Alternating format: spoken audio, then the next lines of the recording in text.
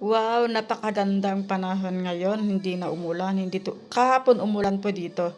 Punta nga ulit tayo dito sa Bagsakan area para bumili ng, gulay. Andito na pa ako sa loob ng Bagsakan. Ayan, maraming mabibiling gulay, iba't ibang klaseng gulay, napaka-presko pa.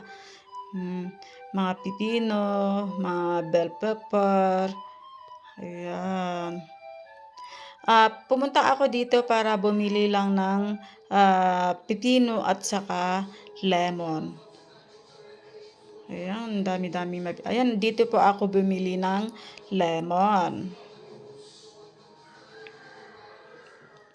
Yan, konti lang po ang tao ngayon kasi nagbakasyon ata mga iba. Hmm.